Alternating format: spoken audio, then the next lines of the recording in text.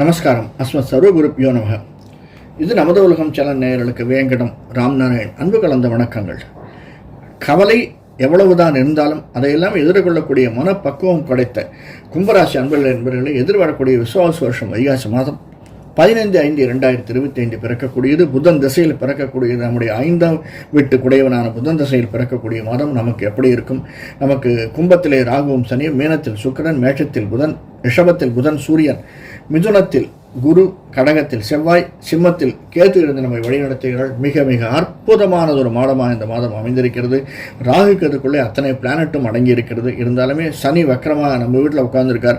இன்னும் 7 நாள் சனியும் போகலை. வக்கர சனி நம்ம வீட்டில் உட்கார்ந்துருக்கிறதுனால ரொம்ப எச்சரிக்கையாக இருங்கள். ராகு கேது இருக்கிறதுனால இந்த மாதம் 18ஆம் தேதி ராகு கேது பயிற்சி இருக்குது. அதனால் மிக மிக எச்சரிக்கையாக இருக்க வேண்டியது ஒரு மாதம். கணவன் மனைவிக்கு இடையே உள்ள உறவு என்பதில் சின்ன சின்ன இடைஞ்சல்கள் வந்தாலுமே, இடையூறுகள் வந்தாலுமே அதையெல்லாம் தள்ளி தனிச்சு கொண்டு போகக்கூடியதாக 5ஆம் வீட்டில் இருக்கக்கூடிய குரு நமக்கு வழிகாட்டுவார், வழி நடத்துவார். எதற்கும் கொஞ்சம் நிதானமாக இருப்பது என்பது மிக மிக தேவை. சின்ன சின்ன கஷ்டங்கள் நமக்கு வரத்தான் செய்யும். நிறைய உபாதைகள் வரும். ரொம்ப கேர்ஃபுல்லாக இருங்க. எல்லா இடத்துலையுமே ரொம்ப கேர்ஃபுல்லாக இருங்க. கையெழுத்து போடுறதுலே ஆகட்டும், நடப்பதிலே ஆகட்டும், ஸ்டெப்ஸ் ஏறுறதுலே ஆகட்டும், பஸ்ஸில் ஏறி இறங்குறது, காரில் ஏறி இறங்குறது, அந்த மாதிரி இடத்துல ஆகட்டும் ரொம்ப கேர்ஃபுல்லாக இருங்க. நம்முடைய எடுத்து வைக்கக்கூடிய ஒவ்வொரு ஸ்டெப்பையும் ரொம்ப கவனமாக எடுத்து வைங்க. அதே மாதிரி கையெழுத்து போடுறதுலே ஆகட்டும், மற்றவரிடம் பேசுவதிலே ஆகட்டும், எஸ்பெஷலி ரியல் எஸ்டேட் பிஸ்னஸ், அதாவது நிலம், வீடு, மனை, நிலம் சம்பந்தப்பட்டது, கன்ஸ்ட்ரக்ஷன் பிஸ்னஸ், விவசாயம், இந்த பிஸ்னஸில் இருப்பவர்களுக்கு ரொம்ப எச்சரிக்கை தேவை. எதை செய்துவானாலும் நம்ம வீடு, மனை, வாகனம் வாங்கணும் அப்படின்னாலுமே ரொம்ப எச்சரிக்கையாக, நமக்கு பொருள் சேரக்கூடிய மாதமாகத்தான் அந்த மாதம் அமைந்திருக்கிறது. அப்படி இருந்தாலுமே அதில் கொஞ்சம் எச்சரிக்கையாக இருப்பது என்பது கும்பராசிக்காரர்களை நமக்கு தேவையான ஒன்று.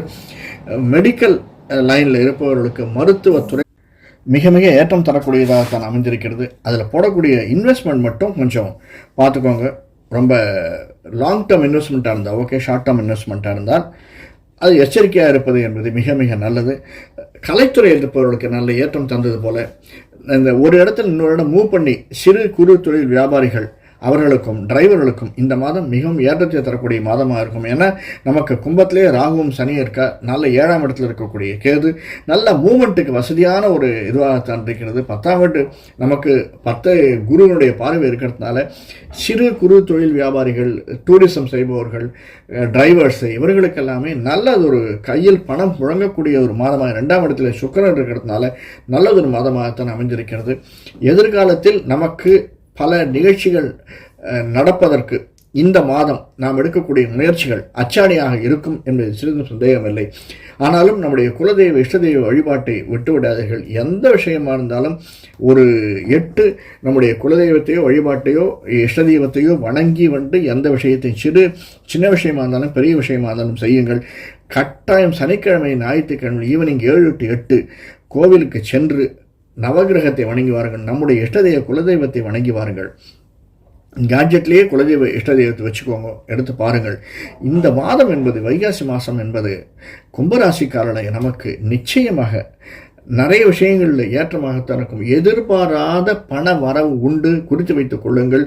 அது இன்க்ரிமெண்ட்டாக இருக்கலாம், போனஸாக இருக்கலாம், ஏதோ ஒரு விஷயம் ரொம்ப நாள் பெண்டிங்காக இருக்கலாம். அந்த விஷயம் நமக்கு நிச்சயமாக வருவதற்கு சாத்தியக்கூறுகள் நிறைய இருக்குது.